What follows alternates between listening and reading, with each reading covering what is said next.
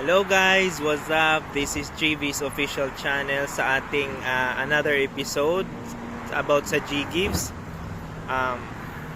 Shoutout nga pala sa mga lamok sa likod ko. Ayan, so about G-Gives po, marami po kasi akong na-receive na mga katanungan this past few days about G-Gives. Kung ano po ba ang G-Gives?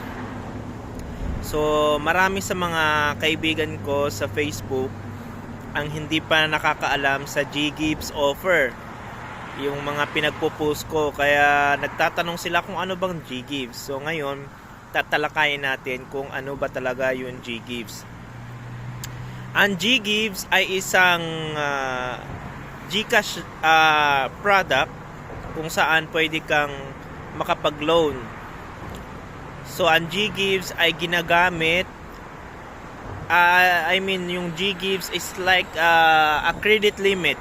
A credit limit for online shopping, for paying bills, at saka kung mga ano-ano pa yung mga mabibili mo online. Pwede mo siyang pang shopping, pwede mo siyang pangbili ng mga gadget, pambili ng kung ano-ano sa online, groceries, pwede basta may mga online shop yung mga grocery. So G-Gives is intended only para sa online shopping, pay bills, mga ganun. So hindi po siya nakaka-cash out, hindi po siya nagiging pera unless kung bumibili ka online tapos binebenta mo, magiging cash talaga yon. Pero definitely di po siya nakaka-cash out. Ngayon, andito kami as a trader, bale magti-trade tayo. Palitan natin yung binili mo online as cash. Ngayon, ang gagawin is meron kaming merchant partner sa GCash na kung saan pwede nyong magamit yung G-Gives nyo. Ngayon, yung tie-up namin na merchant ay na connected yon sa GCash. Ngayon, pag-scan mo ng QR code doon, para kang nag-online shopping. Pag-scan mo ng QR code doon, ay pwede mo nang ibayad yung G-Gives. Ngayon, as a trader, syempre connected tayo doon, iti-trade natin ngayon ng pera, ika-cash out natin siya ngayon.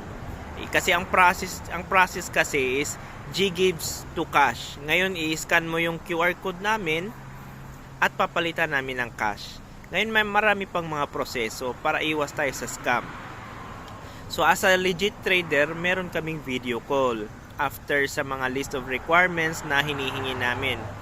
Ngayon, wag mag-alala kung hihingi kami ng ID, hihingi kami ng GCash name, yung profile nyo, at saka yung G-Gives dashboard. Kasi hindi kami scammer. Ang scammer ay mapagsamantalang mga tao kung saan kukunin yung mga personal information ninyo at nanakawin. Ngayon, as a trader, meron kaming top up, meron kaming yung ginagawa ng scammer na top up or hinihingi yung OTP, pero hindi namin ina-avail yon, hindi namin ginagawa yon, para lang yun sa mga peer-to-peer, parang mga kilala lang namin, parang ganun lang. Pero as a client, as a pure stranger client na hindi naman natin kilala, hindi ako kilala na legit ba o hindi. So, syempre, hindi kami nanghihingi ng OTP. Yan lang po ang remind namin sa mga client namin. Kung namamahalan kayo sa amin, pwede kayong maghanap ng mga mura.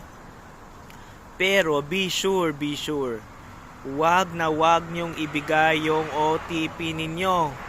Yung GCash MPIN nyo, wag nyo ibigay.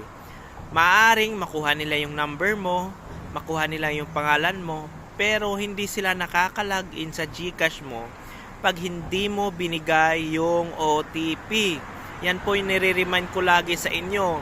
Wag nyo pong ibibigay yung OTP po, kasi scammer po marami po sa pagko-convert ng G-Gives. Marami na po akong client na pumupunta sa akin, nagme-message, lagi sinasabi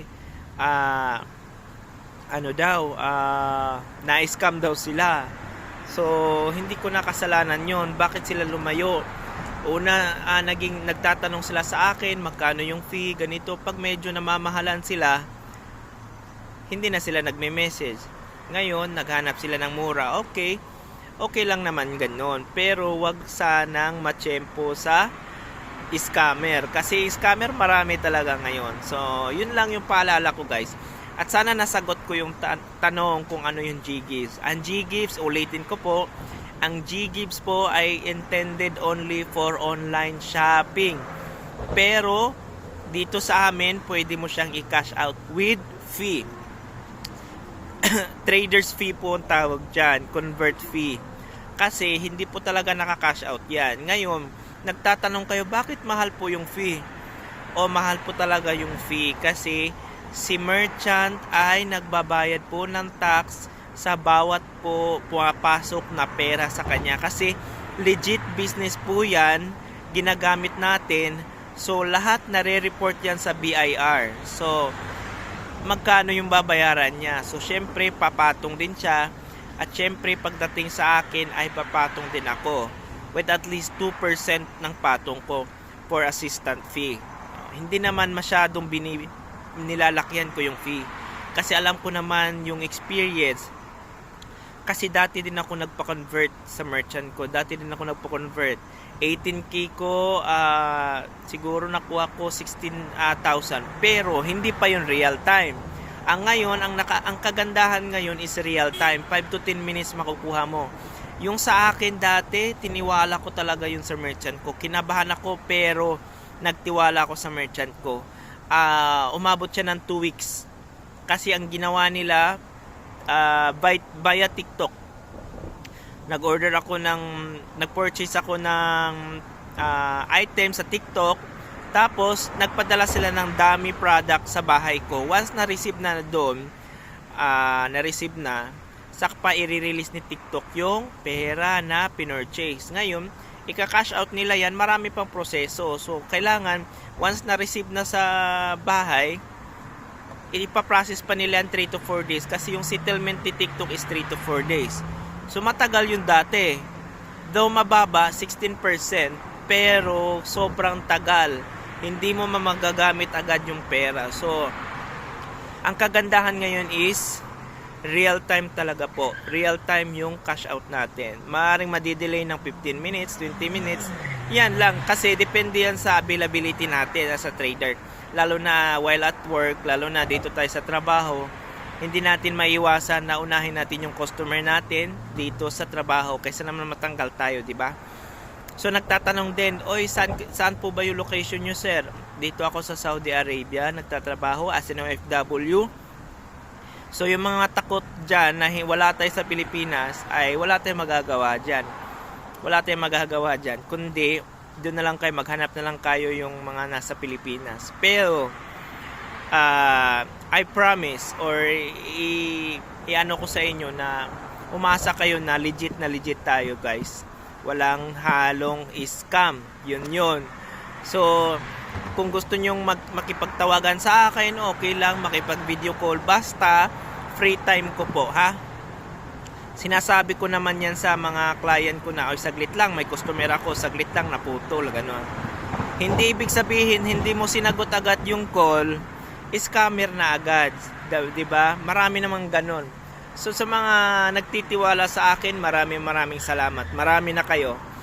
Umabot na tayo sa 110 transaction for almost for 1 month. 110 transaction na tayo. So let's get it on. Ano ba yung tawag doon? Keep on moving. Ayan. So keep pushing. Ayan. Maraming salamat sa mga nagtitiwala sa akin. Maraming salamat na napatunayan ninyo na legit ako. Maraming salamat sa mga tiwala nyo. Ito walang cut na video.